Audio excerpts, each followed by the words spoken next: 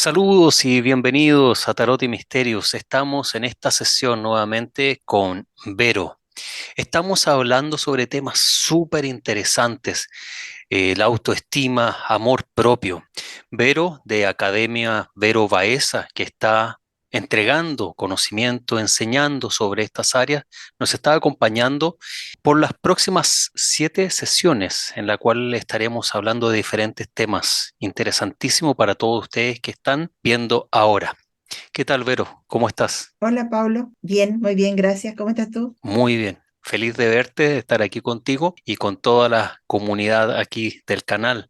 En la sesión anterior hablamos sobre el amor propio, la adolescencia, la niñez, los padres, la conexión cultural que tenemos y cómo esto afecta en nosotros que vamos en la adultez, cómo nos desarrollamos, cómo vivimos.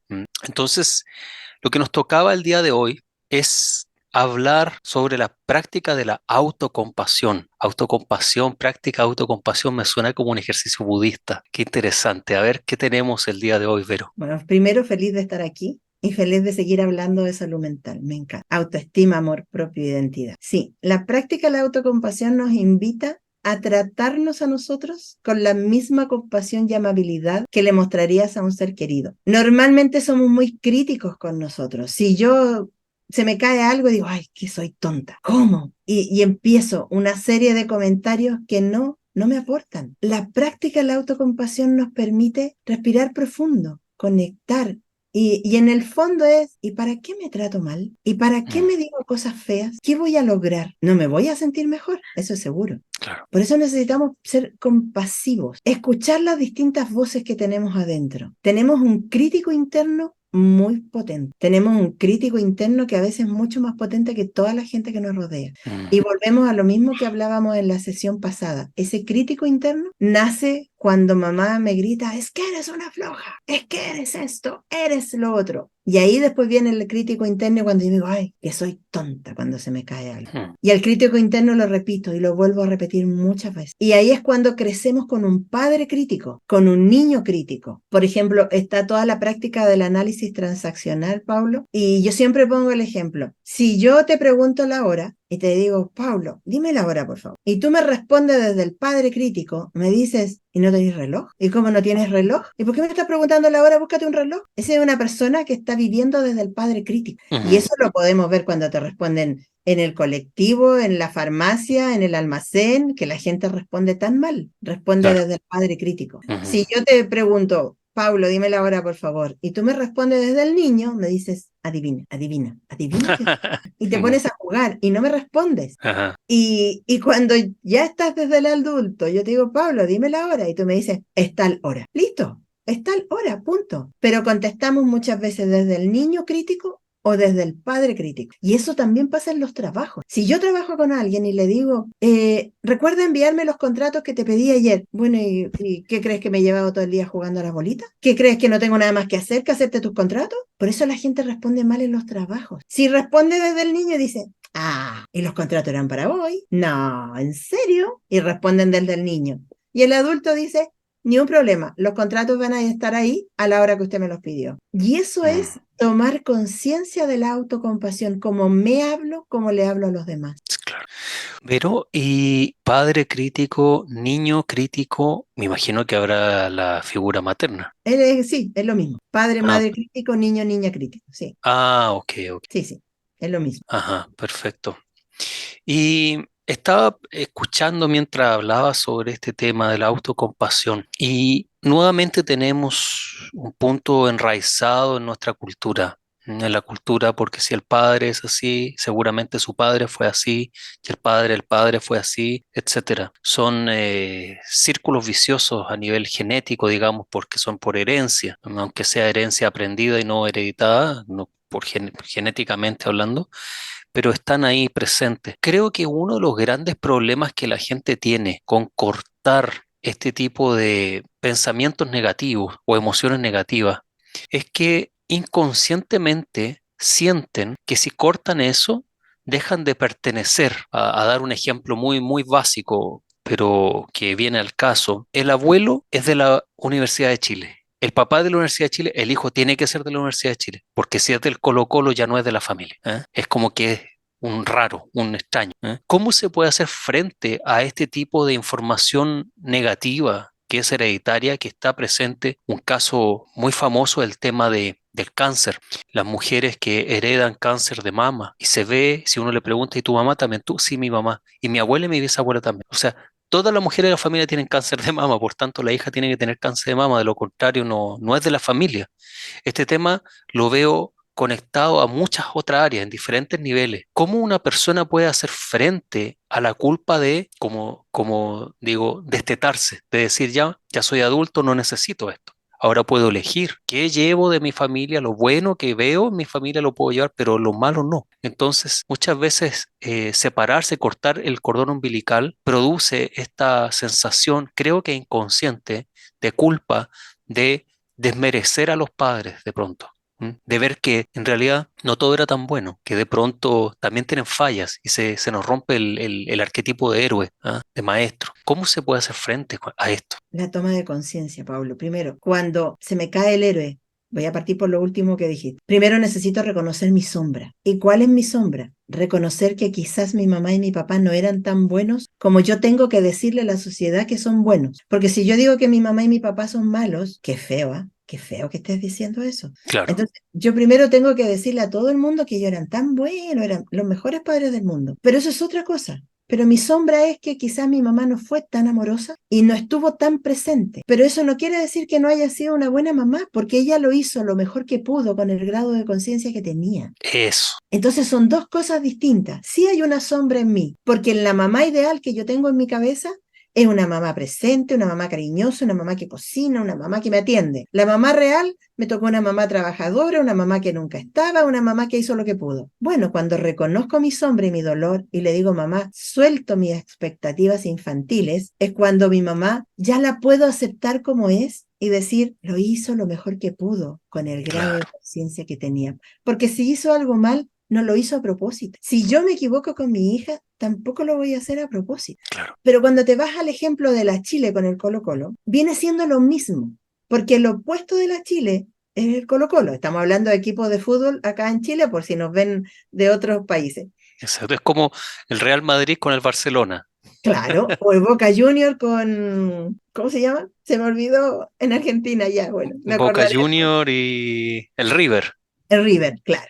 Eso, son los opuestos. Pero ¿dónde está la diferencia, Pablo? Que acá en Chile, en vez de que me guste la Chile o el Colo-Colo, me gusta Wander. Eso es hacerlo diferente. Mm, Porque si me gusta el Colo-Colo, termino haciéndolo igual, porque es llevarle la contra al padre.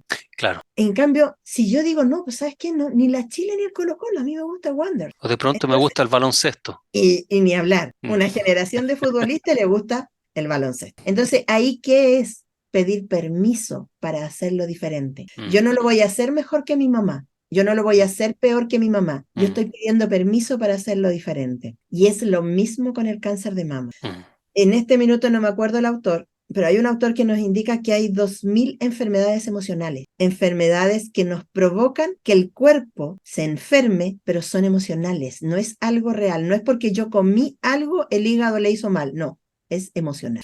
O sea, El no es cáncer físico, pero es real igual. es real, Es claro, existe. si Mm, el cuerpo se enferma igual. claro, Pero cuando yo logro cortar esa lealtad al sacrificio y corto esa lealtad al sufrimiento, es cuando honro el destino de todas esas mujeres que tuvieron cáncer, honro la dureza de sus vidas y le pido, por favor, que me den permiso para hacerlo diferente. Y aquí claro. ya te estoy hablando de todo el tema de terapia sistémica y constelaciones familiares, que lo amo, me encanta, por eso me formé en ese tema. Entonces, cuando yo les pido permiso para hacerlo diferente, es cuando puedo honrar el destino de esas mujeres y hacerlo distinto. Claro. Entonces Y, se puede cortar cadenas, Paul. se puede cortar, claro que sí. ¿Qué sucede en este caso, por ejemplo? Porque desde mi perspectiva, yo veo que estos asuntos nos tocan familias donde nosotros nacemos con ciertos problemas y esos problemas son temas que nosotros debemos enfrentar y solucionar. Por algo aparecimos en ese lugar y no en otro. Eso es lo que yo personalmente creo. Em, Cuando nosotros estamos envueltos en familias digamos que hay que limpiar muchas cosas de nuestro pasado, antepasado. Ahí viene un tema importante porque primero, lo primero es volvernos conscientes de lo que no está del todo bien y qué parte de nuestra cadena genética hay que iluminar, digamos, hay que limpiar, hay que trabajar. Pero creo que este es justamente el punto que tratándolo aquí veo el momento más difícil de darnos cuenta debido a que la gente, las personas, digamos, el individuo crece de esa forma y ve la realidad de esa forma, ¿sí? Entonces es como decirle a por dar un ejemplo así para tratar de solidificarlo, una persona que es ciega, que viene de una familia de gente que tiene problemas a la vista, que son ciegos, uno no le puede decir a esa persona, oye, qué bonitos los colores, te va a decir, ¿de qué colores me estás hablando? De todos estos colores, todas estas flores, estamos en un bosque, mira el sol, ¿qué es el sol? No hay conocimiento sobre este tema, no hay conocimiento para las personas, mucha gente, de cómo ser más amable, cómo ser más dulce, cómo amar mejor al prójimo. Entonces, ¿cómo se puede comenzar a trabajar en esa área cuando nosotros identificamos que eso está, por ejemplo, digamos en caso personal, ya así hipotético, ya, Paulo identifica que tiene este tema, él trabaja esto, pero la familia sigue estando así, o mi medio ambiente sigue estando así? ¿Qué hacer en ese caso? ¿Cómo puedo mejorar si estoy envuelto de un área que es negativa, digamos? Lo primero, las terapias son sistémicas y la maravilla de la sistémica es que cuando yo me muevo, todo se mueve y que cuando yo cambio, todo cambia. No ha cambiado nada excepto yo, por lo tanto, todo ha cambiado. Lo primero es la toma de conciencia y tú dices, la familia está igual, sí, pero si la familia ve que una persona cambia, la familia dice, ¿y este qué está así? ¿Qué está distinto? ¿Qué cambió? ¿Qué pasó? Y empiezan a hacerse preguntas. La toma de conciencia es el primer paso. Y hay personas que, por ejemplo, dicen, tengo depresión y no sé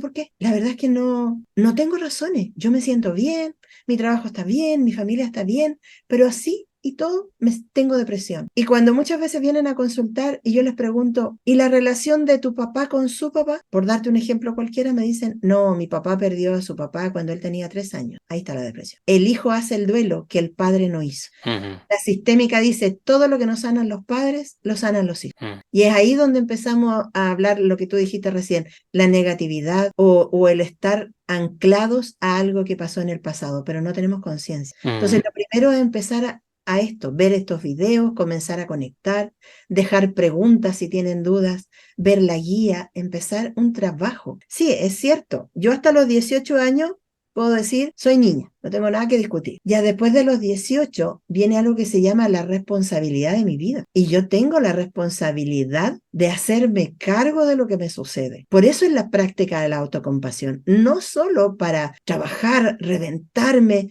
y sentirme víctima y la que las salvo todas y las hago ujú, todas, sino también para decir, ok, me respeto, me escucho, me hago caso. A ver. ¿De verdad que si yo esta noche no dejo todos los platos lavados y ordenados, mañana se acaba el mundo? ¿O si yo esta noche no lavo los platos, mañana van a estar igual ahí quietitos y no les va a pasar nada? Pero si descanso primero y me respeto, ¿me va mejor? Por ujú, eso es tan importante la práctica de la autocompasión y la aplicamos en todo ámbito, si te das cuenta. En la lealtad al sacrificio, en llegar corriendo a que la casa esté hermosa. ¿Pero a costa de qué? ¿A costa de mi salud? ¿A costa que hace 9 horas que no duermo y voy a dormir 5 por estar haciendo aseo? ujú, Es lo que hablábamos también la sesión anterior, es cultural, es claro. totalmente cultural. ¿Por qué? Porque llegó un momento en que la mujer salió a trabajar, pero no dividió las tareas. Mucha gente dice, es que te ayudo en la casa, pero es que no me ayuda, somos un equipo. En Finlandia yo una vez leí, y no sé si es cierto, y ahí yo creo que tú me puedes contar, que los niños no tienen materias hasta creo que los 8 o 9 años. Al principio les enseñan trabajo en equipo, habilidades blandas, a Eso, relacionarse y a planchar, después, claro, ¿ves? a lavar, Entonces, les cierto, enseñan a cocinar. mira, Cuando yo les conté aquí a mis amigos rusos de acá, les dije, ¿y qué les enseñan a ustedes en la infancia? Porque son preguntas que yo hago para entender más o menos la mentalidad del país, de la cultura. Entonces, sí, bueno, matemáticas, esto es lo mismo igual que en Chile, ¿no? Algo parecido, pero con la historia contada un poquito diferente. Pero los mismos ramos, la misma, todo igual. Química, SC en astronomía, eso sí es interesante. Y en Chile, sí, enseñan esto y esto. Y les dije, y ahí yo tiré ahí para probar cómo era la mentalidad un poco. Esto lo hice un par de meses atrás cuando llegué acá. y les dije, ¿saben que en Finlandia a los niños, 3 4 5 6 años, hasta los 10 años, les enseñan cosas como planchar, lavar, cocinar? Hubo un silencio en la mesa y se miraron entre ellos y dijeron, pero si eso es trabajo de mujeres. Yo dije, "Ah, saltamos 100 años atrás". Pero es verdad, en Finlandia a los niños les enseñan a lavar, les enseñan a coser botones, a poner botones, ¿sí? A planchar, a cocinar. ¿Qué pasa? Que no dependen de la mamá. Y cuando llegan los 18 años de edad en la casa, les dicen, cumplió la mayoría de edad, ¿en qué universidad, a qué colegio se va a meter, a qué ciudad se mueve? ¿Se queda en esta misma ciudad usted? ¿Ah? Mamá, hazme comida. No, ya cumplió 18. Ahora agarra su maleta y se va y me puede venir a ver. Si quiere, los fines de semana nos juntamos, nos encontramos, me puede llamar y todo. Pero ahora usted es un hombre adulto, llegó a los 18 años, ahora tiene que hacer su vida, tiene que estudiar, tiene que aprender cómo funciona la vida. En Finlandia no hay hombre a los 40 años viviendo con la mamá, ¿eh? No existe, ¿eh? Salvo los alcohólicos y gente que tiene problemas a nivel mental y físico que no pueden valerse, pero de lo contrario, a los 18 años te arman la maleta en la casa y te dicen, lucha por la vida. Ahí está. ¿M? Obviamente, bueno, hay ciertos temas culturales que también son un poquito diferentes y que ayudan a que sea así. Cosas como, por ejemplo, que el gobierno tiene áreas donde pueden estudiar o ir a vivir y pagar un poco menos. Entonces hay una ayuda del gobierno si es que uno se va de casa ya a los 18, el gobierno te arregla algo, o sea, hay un apoyo básico, pero te preparan para la adultez. Es un tema que no se ve en los países latinos. En España yo leía hace un par de años atrás, leí un reporte sobre este tema y decía que ahora la edad de irse de la casa era a los 40 años. O sea, yo lo encuentro, oh, ¿qué pasa? Salieron todos así con las manitos chungas. ¿Qué pasa con esta generación? ¿Ah? Es extraño, pero ese es un tema cultural que creo que es bueno conversarlo porque uno tiene que hacer este análisis. ¿Ah? ¿Qué tan adulto soy? ¿Qué tanto me puedo valer?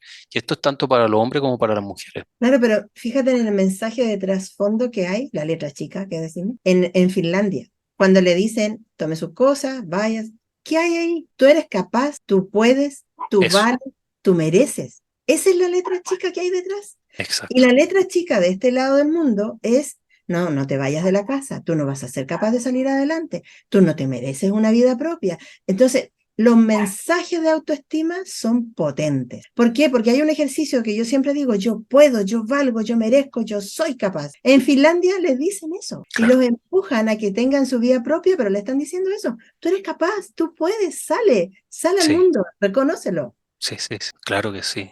Eh, rompe el cascarón, ¿eh? Rompe el cascarón, abre las alas y desarróllate. Ya es tu tiempo. ¿Mm? Pero también le Sí, están diciendo, confío en ti. claro, El claro, mensaje en exactamente. este lado del mundo es, no, no te vayas todavía porque yo no confío que vas a ser capaz de mantenerte solo. Yo Mm. no confío que seas capaz de coserte un botón.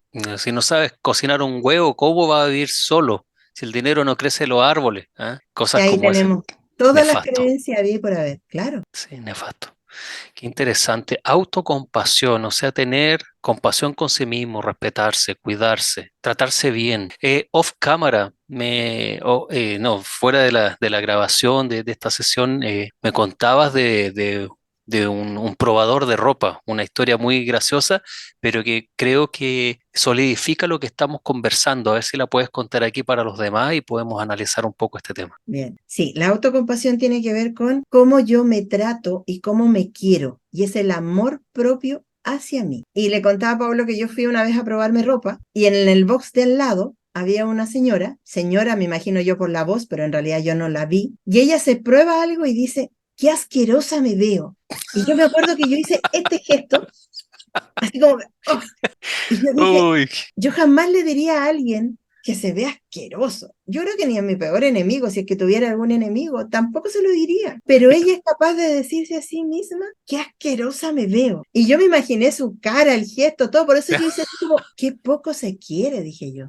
qué Ahora, claro, uno se fuerte. prueba ropa y puede decir, no me queda tan bien, voy a buscar otra. Pero decirse, qué asquerosa me veo, wow, eso no es quererse nada. Nada, nada, nada, nada. Absolutamente. Uy, qué fuerte, qué fuerte. ¿Y qué pasa? Que hay un tema importante que hay que reconocer. Mira, la mente con su área inconsciente, el inconsciente que es lo que está trabajando por sobre el 60% de lo que vemos, hacemos, pensamos, actuamos, etcétera. El inconsciente no tiene el filtro de lo que es real y lo que no es real. Si esta persona lo dice, aunque sea por chiste, por gracia, dice, qué asquerosa me veo y una, no sé, una broma, la mente no sabe que es broma. La mente proyecta que eres asquerosa y esta inseguridad va a ir contigo. ¿Mm? ¿Qué nos puedes decir sobre esto, Vero? El inconsciente tiene varias características y qué bueno que las nombras. Primero, no tiene tiempo, es Mm, atemporal, tal como lo dije. ujú, Por eso muchas veces alguien dice, yo recuerdo el accidente que tuve como que fuera ayer y fue hace 20 años. ujú, Porque el inconsciente no tiene tiempo y lo revive una vez, dos veces y lo vuelve a revivir. Lo otro del inconsciente es que no reconoce al otro. Entonces no hay una otra persona. Siempre todo es lo que me pasa a mí y todo lo que yo estoy viviendo, lo que estoy proyectando, es mío. mm, El inconsciente también está ligado a la emoción y por eso recuerdo. Si yo te pregunto, ¿dónde estabas cuando se cayeron las Torres Gemelas? Mucha gente recuerda qué estaba haciendo, qué ropa tenía, con quién estaba hablando, qué pasó en ese momento. ¿Por qué? Porque ligamos y aprendemos desde el conocimiento pero unido a la emoción. Y muchos dijimos, oh, pero ¿cómo? ¿Qué pasó? ¿Un avión? ¿Terrorismo?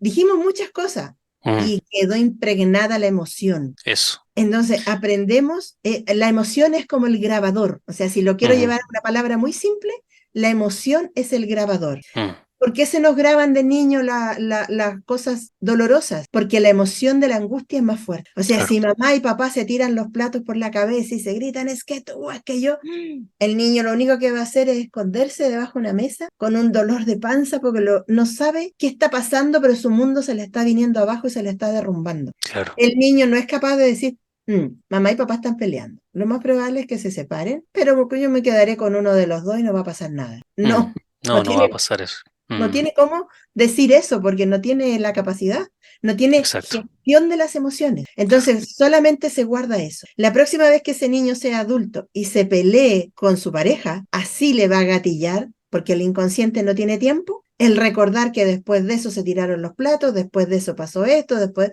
y va a vivir el choque, y va a sentir la emoción, y va a sentir la angustia. Claro. Cuando yo practico la autocompasión, es cuando soy capaz de detectar eso. Soy capaz de detectar, a ver, ¿qué es lo que está pasando? Y aquí te voy a contar un caso muy personal. A mí me pasó un día, un vecino salió al pasillo y empezó a gritar y estaba borracho. Y yo me acuerdo que yo lo escuché y yo empecé a temblar. Y dije, Mm, pero respira profundo. ¿Qué sucede? Y me acordé de una vez, cuando yo era pequeña, que mi papá llegó borracho. Y yo ah, dije, y mi hija estaba en el dormitorio viendo televisión y le digo, hija, sube el volumen a la televisión y cierra la puerta. Porque en ese momento no era capaz de ser mamá, porque yo tenía 3 años. Y claro. lo único que dije fue, a ver, no tengo 3 años, no es mi papá, no es la misma situación, respira profundo, calma. Pero todo esto, así, en segundos, Pablo, tienen que haber sido entre 5 a 10 segundos todo este proceso que te estoy contando. Mm, Y llegamos a lo mismo, es el inconsciente. Me transportó automáticamente a ese mm, momento, a los 3 años, y yo sentí que ese vecino era mi papá, y yo sentí, bueno, finalmente llamé a la portería, el conserje subió, hablaron con el vecino, entró a su casa, nunca más pasó nada se acabó el show.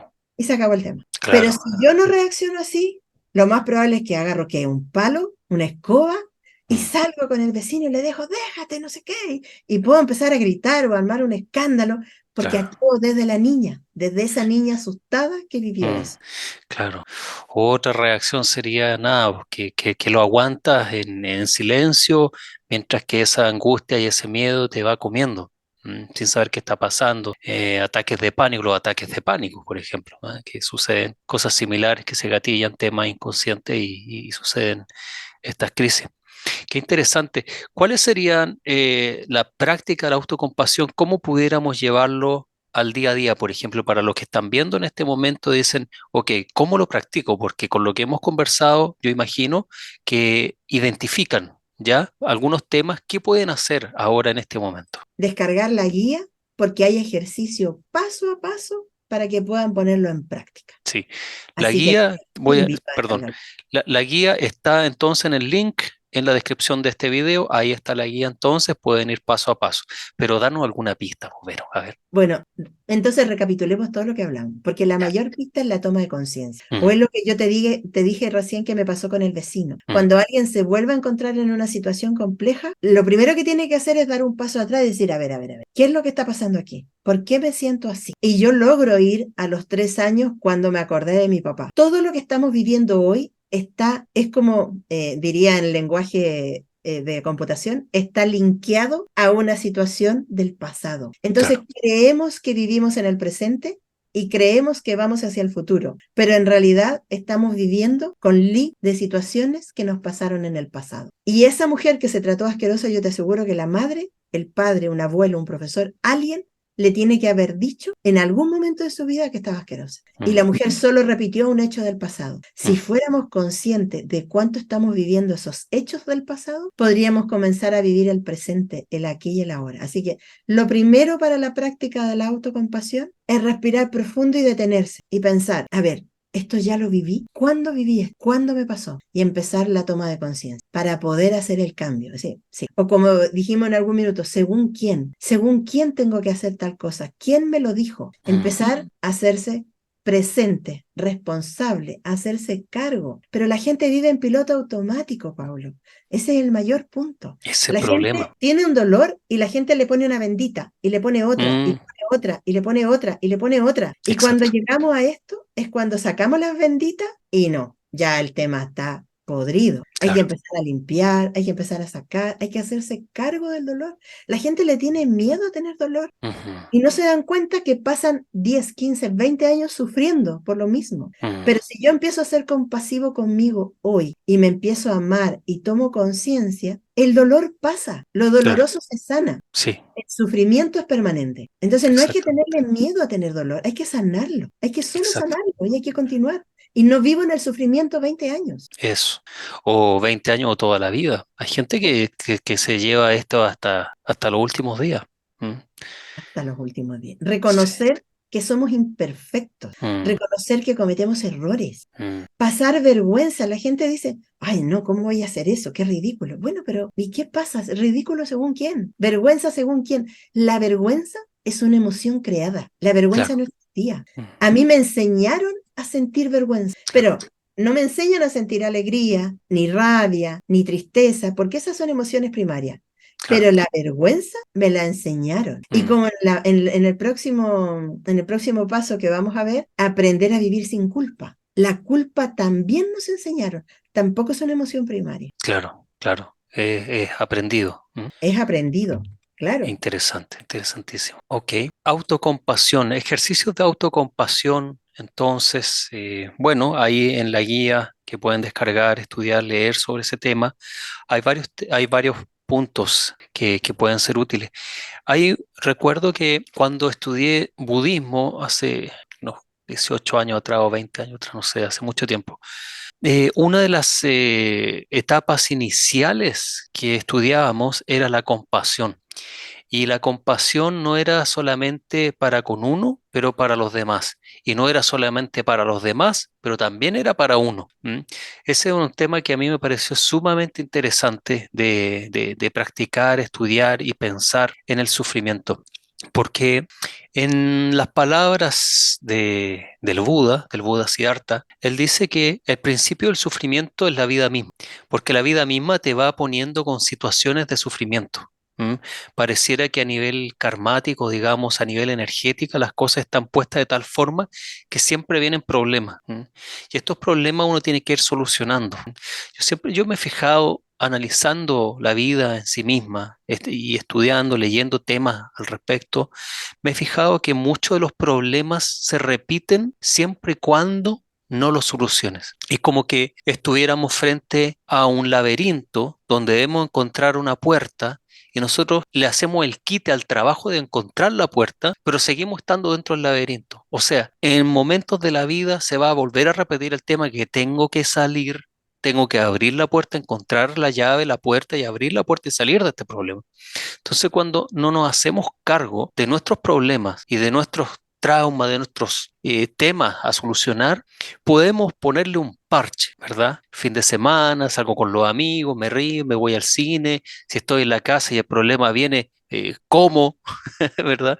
Es esa comida sin hambre que es de angustia, es de ansiedad. Y si es que, bueno, y si no me voy al gimnasio, corro y hago una agenda bien apretada, estoy súper ocupado haciendo nada, pero estoy súper ocupado simplemente para no tener un tiempo para mí. Yo creo que este es uno de los grandes problemas, que la gente le tiene miedo a enfrentarse a sí mismo. ¿M? Cuando nos enfrentamos nosotros, ahí vemos, aquí hay un tema que se me está repitiendo, acá hay algo que tengo que solucionar, estoy triste, ¿por qué estoy triste? Como decías tú, ¿por qué me siento triste si está todo bien? ¿Por qué me duele algo si estoy sano? Voy al doctor y sigo con el dolor y los doctores me dicen que tengo nada, pero yo sé que estoy mal. Entonces ahí viene el momento de la introspección cuando uno debe detener un poco el vehículo y decir, a ver, espera, ¿qué está pasando conmigo realmente? ¿Por qué actúo? ¿Por qué siento así? ¿Por qué me siento de esta forma? ¿Por qué me veo de tal forma? ¿Ah? Entonces ahí tú decías esta historia de esta mujer que decía, me veo asquerosa, ¿ah? Y tú lo llevabas a su niñez, el padre, el profesor o alguien, o también puede haber sido aprendido de parte de ella, de ver a su madre, del padre diciéndole, te ves asquerosa, gorda, o esto, lo otro, y entonces ella lo tomó de esa forma, ¿verdad? Qué triste, me da mucha, en realidad me da tristeza en el corazón pensar sobre esta situación y gente que lo sufre así, pero por lo mismo hay que tener esta autocompasión, ¿m? Tener amor propio y decir, a ver, este mundo es difícil, a la gente le ha tocado muy difícil y posiblemente han sido menos conscientes que yo, porque al menos yo lo cuestiono y lo estoy meditando, lo estoy pensando. ¿M? Los que están mirando esto, seguramente este video no va a ser tan popular como mis videos sobre política, estoy seguro, pero los que están viendo esto son personas que están un poquito más conscientes que sus generaciones anteriores y seguramente que la media en la cual se desenvuelven. Entonces nosotros tenemos la oportunidad de hacer estos grandes cambios, porque en el momento que yo decido cambiar yo, en ese momento yo puedo mejorar en mi trabajo y cuando yo estoy sano puedo atender al otro, puedo ayudar, servir a los demás, ¿verdad? ¿Por qué es tan importante la autocompasión? Estoy tan de acuerdo contigo en todo lo que dijiste, pero nos enseñan a tener acá, y por eso me gustó mucho lo que compartiste de lo que tú aprendiste. Nos enseñan a ser compasivos con los otros, con todos los demás, pero nunca nos enseñan a ser compasivos con nosotros. Y si yo tuviera que resumirte la práctica de la autocompasión en una frase, yo tendría que decir, frena la autocrítica. Mm, Ahí te resumo la práctica de la autocompasión en una frase. mm, Frena la autocrítica, mm. porque la autocrítica es lo más dañino que existe. Claro, claro. Porque Qué somos capaces de interesante. decirnos muchas cosas que no le diríamos a un otro, jamás, pero a nosotros sí. Entonces, cuando trabajamos la compasión por el otro, podemos ser las mejores personas del mundo. Pero cuando trabajamos la autocompasión, somos autoexigentes, nos pedimos al máximo, nos exigimos hasta 10, 15, 20 horas, dormimos 2, corremos hasta que el cuerpo revienta Claro, claro, exactamente. y no nos hacemos cargo. Qué interesante, Vero. Hay mucho más temas, hay mucho más que analizar y discutir, conversar y compartir aquí con toda la comunidad. Pero bueno, nos pilla el tiempo en esta segunda sesión, en este paso número uno, que es practica la autocompasión, el amor propio.